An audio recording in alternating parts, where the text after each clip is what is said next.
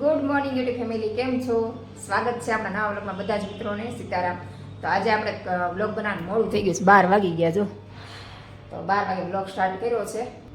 મારે છે ને આજ બનાવવાનું છે કોબીનું શાક. તો કોબીનું શાક બનાવવા માટે મેં છે ને પેલા કોબી સુધારી લીધી જુઓ, અને પછી એને ગરમ પાણીમાં પલાળી દીધી. કેમ કે કોબીમાં છે ને ઝીણી ઝીણી જીવાત હોય, ઝીણી ઝીણી ઈડું હોય અને લીલા કલરની હોય, આપણે દેખાય નહીં. તો આપણે ખાઈએ તો બીમાર પડ્યા. અને જો એમને રસોઈ બનાવી નાખીએ ધોવીને તો નીકળે નહીં. એટલે ગરમ પાણીમાં 5 થી 10 મિનિટ સુધી પલાળ રાખવાની. અને પછી આપણે આવી ચાવણીમાં ચાળી લઈશું. અને 10 મિનિટથી કોબીને સુધારીને પલાળી દીધી હતી અને ફૂલ ગરમ પાણી કરેલ છે. અત્યારે જો 10 મિનિટ થઈ ગઈ તો એ ફૂલ ગરમ લાગે છે. તો આવી રીતે કોબીનું શાક કરવું હોય તો કરવાનું, નકર કોબીનું શાક નહીં કરવાનું. છોકરા માંદા પડે અને ઘરમાં બધા જ બીમાર પડે, કેમ કે એ જીવાત હોય ને એ બહુ નુકસાનકારક હોય. તો હાલો આને આપણે પહેલાં હવે પાણી કાઢી નાખીએ છીએ. કેટલું બધું પાણી સાખી તપેલી ધોઈશ અને પછી કોબીનું શાક અને રોટલી બનાવી નાખીએ. તો આપણે જો કોબીને છે ને સરસ રીતે ધોઈ લીધી છે અને પાણી નીકાળી લીધું. અને તમને એમ થતું છે પ્રજ્ઞાબેન ગરમ પાણીમાં કેમ ધોવે? એનું કારણ છે, પહેલાં છે ને હું ઠંડા પાણી ધોતી. આપણે એમ થાય શાકભાજી ઠંડા પાણી ધોઈ રાખીને તો એમાં જીવાત ને બધું હોય નીકળી જાય. પણ જીવાત નીકળી જાય, પણ જે પતલી પતલી દોરા જેવી ઈડું હોય છે એ આપણે દેખાતી નથી. મને ઓમે એકવાર બતાવી હતી, પહેલાં એમનામાં જ ધોતી કે મમ્મી જોઈ કે આમાં શાક ધોઈ નાખાય. પછીની વાત કરું છું. ઝીણી ઝીણી ઈળ છે ને આમ ચોટેલ હતી, લીલા કલરની આપણે દેખાય નહીં. આ તો છોકરા નરી આંખે જોવે એટલે દેખાય, આપણા જેવા નાખીમાં તો એટલું તેજ ન હોય. તો અમે દેખાય પછી ત્યારથી અમે કીધું મમ્મી હવે છે ને ગરમ પાણીમાં એ ધોજે, એટલે આમાં જે જીવાત હોય ને બેક્ટેરિયા હોય ને બેક્ટેરિયા મરી જાય. અને ઈળું પીળું હોય ને એ ચીપકેલી હોય ગમની જેમ, તો ગરમ પાણી લાગે ને એટલે એમાંથી આખી ઉખડી જાય અને બધું નીકળી જાય ગરમ પાણીમાં. એટલે હું ગરમ પાણી ધોવા માંડી. નકર હું પણ તમારી જેમ ઠંડા પાણી, લગભગ હજાર ઘરમાં બધા ઠંડા પાણી આપણે શાકભાજી ધોતા હોય, પણ બને ત્યાં સુધી હવે ગરમ પાણી ધોવા રાખવાનું. કેમ કે અત્યારે બધા કેમિકલ વાળી બધી વસ્તુ થઈ ગઈ છે, એટલે કેમિકલ હોય કે કઈ જીવાય હોય બેક્ટેરિયા હોય બધું મરી જાય. તો હાલો હવે આપણે વાતો નથી કરવી, શાકનો વઘાર કરી નાખી. 12 વાગી ગયા છે તો હું ભાઈ હમણાં આવી જશે જમવા. અમારા ઓમભાઈ અને ધાર્મિકભાઈ આવી ગયા છે અને બે ભાઈ જમવા બેસી ગયા છે. અને આપણે રસોઈ બની ગઈ છે, તો ચાલો આપણે જમી લઈએ. તો ચાલો બધા જમવા. સરસ મજાનું કોબીનું શાક, રોટલી છે, સાથે કોબી છે, મમરા. તો હાલો બધા જમી. તો કે સીતારામ, તો કે સીતારામ તો કહી દે. સીતારામ. તો હાલો જમી લઈએ, મોડું થઈ ગયું છે. ખીચા ચેક કરી લો, પછી ધોવા નાખ દો.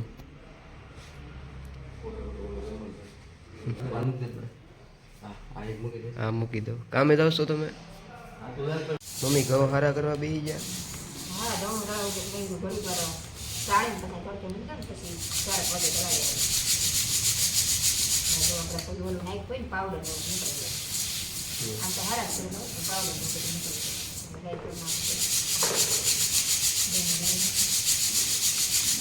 બસ તમે દળાઈ આવશો કે હું દળાઈ આવું? તમે દળાઈ આવશો કે હું દળાઈ આવું? તું લેતો જાજે આવે એટલે વેલા બનાવું છું. ત્યાં નાખી દે દળી નાખી ને તો ટાઈમ મળશે તો લઈ આવીશ. મૂકી આવી ખરા તો જાતે મૂકી જાય. આજે તો દવણું દળાવવા જવાનું છે, તો ઘઉં તમે ચાળીને હરખા કરી નાખ્યા ને ગોમભાઈ લેવાનું હતું. ગોમભાઈ ઉતાળમાં વી ગયા ને દવણું ભૂલી ગયો. તો હાલો હવે આપણે દવણું દળાઈ આવીને શાક લેતા આવી. જો દવણું તૈયાર કરી નાખ્યું છે, તો હાલો ફટાફટ શાક લેતી આવું અને દવણું દળાવતી આવું. બસ છોકરા બધા આવ્યા હતા, મેં કીધું હમણાં આવું, બધા બસ રમવાય આવવું છે. અને આમે ધાર્મિક ભાઈ આવી પહેલાં મારે વી આવવાનું હોય, એટલે હાલો ફટાફટ જઈ આવી. અને શાક આજ કાંઈ નથી, તો વિચારું સાંજે શું કરવું એમ. તો કોબીનું શાક કર્યું પણ હજી કંઈક સાંજે વિચારશું, પણ પહેલાં શાક લઈ આવી. તો શાક લેવા આવી હતી ને મેં ધારવાર છે ને આઈબ્રો કરાવતી જાઉં, તો હું આવી ગઈ છું આઈબ્રો કરાવવા. અને મેં જ્યાં પહેલાં રહેતા ને એ સાઈડ હું આવી છું. તો અહીંયા જ જો ઓલું લાભેશ્વર મંદિર સામું દેખાય. જો શંકર દાદાના મોટા શંકર દાદા છે ને, દર્શન થઈ જાય. જો કેટલું મસ્ત મંદિર છે ને, એ અગાસી ઉપરી સરસ દેખાય. ચલો નજીક જાય. જો આવું લાભેશ્વર મંદિર છે. અમારા ઘરેથી તમને ઉપરની શિવલિંગ જ દેખાતી, અહીંયાથી છે ને આખું મંદિર દેખાય.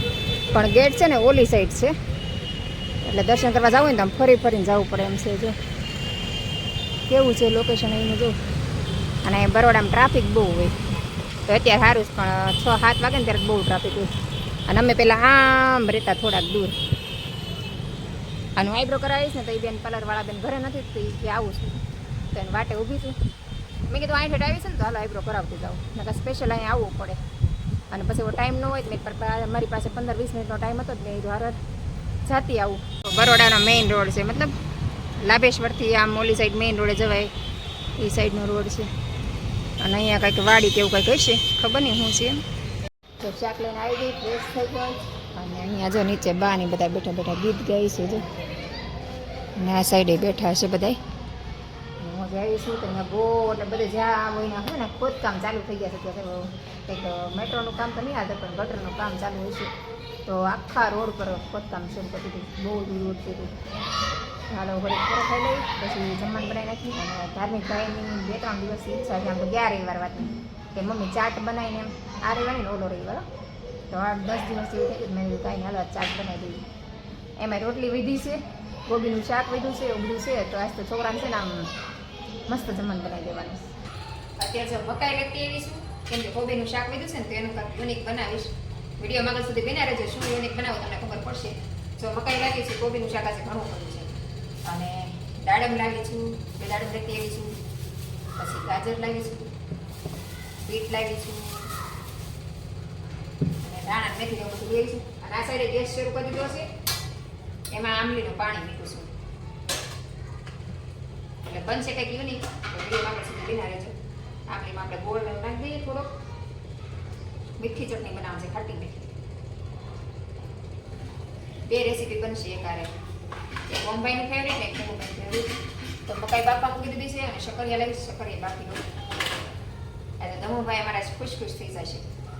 વેસ્ટમાંથી બેસ્ટ જ બનશે. મારે રોટલી પડી છે અને કોબીનું શાક પીડ્યું છે, એ બેનો જ ઉપયોગ કરીને બનાવવાની છું. પણ જો બનશે જોરદાર. આમ એટલા ખુશ થઈ જાય કે વાત.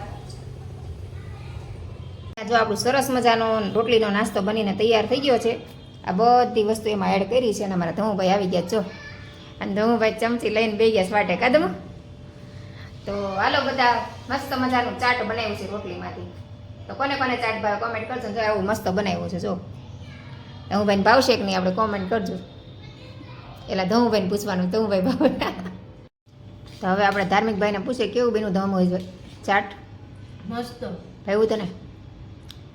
જાહેર મિક્સ કરીને ખાવાનું છે. અંદર દાડમ ને આવું કહેવાય મકાઈ ને જો ચણા મઠ ને ગ્રીન ચટણી ને એવું બધું નાખીને બનાવ્યું જો, ચટણી ને બધું. તો હાલો બધા મસ્ત મજાનું ચાટ ખાવા તો મીંડા કરવા ભાઈ ખાવા જ મીંડા ભાઈ. તો જો મમ્મી તમે વેસ્ટમાંથી બેસ્ટ રેસીપી બનાવો છો? હા, જે કોબીનું શાક આવી દીધું બપોરનું ને રોટલી પડી હતી તો શું કરું? 4 ભાગનું તો પપ્પાને 2ના ભાગનું કર્યું છે તો કંઈ નાખી જ ન દેવાય આટલું બધું. તમે કંઈક બેસ્ટમાંથી બેસ્ટ બનાવી અને તારી ફેવરેટ વસ્તુ બને જો. શું બન્યું? પીઝા.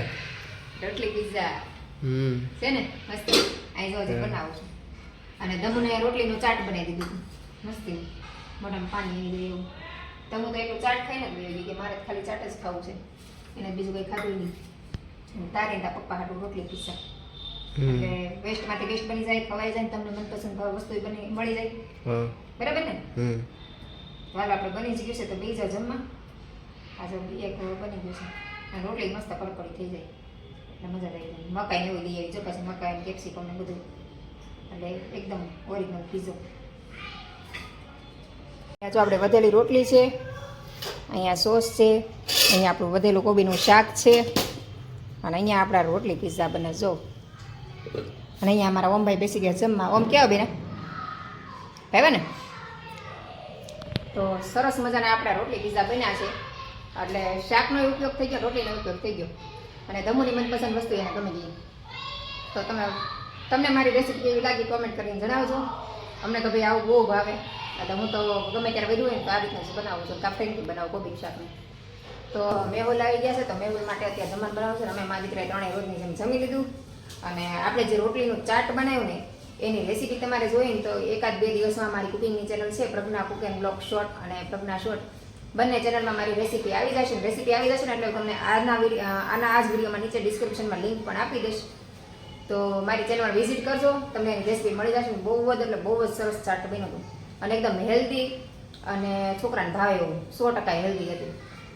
અને રોટલી તમારે તળી હોય તો શેકી આપો, 2 રીતે કરી શકો. એમાં મેં બધી પ્રોસેસ બતાવેલી જ છે અને વિડીયો પણ મેં બનાવેલો છે. તો એકવાર ચોક્કસથી વિઝિટ કરજો. તો હાલો જો મેહુલ આટો બનાવું છું. એ રોટલી છે ને અહીંયા જો બને છે મસ્ત મજાનું પીઝો આપણો. અને પીઝા રોટલી પીઝા કેવી રીતે બનાવ્યા એ તમારે જોવો ને મને કોમેન્ટ કરજો તો એનો વિડીયો પણ આપણે બનાવી દઈશું. તો બસ આજનો દિવસ આપણો આવો રહ્યો. તો આજનો બ્લોગ આપણે પૂરો કરી દઈશું. તો તમને મારા બ્લોગ ગમતા હોય તો લાઈક, શેર અને સબસ્ક્રાઈબ કરી દેજો. તો આપણે ફરીથી મળશું કાલ નવા બ્લોગ સાથે. ત્યાં સુધી બધાને good night, Sitaram, bye bye.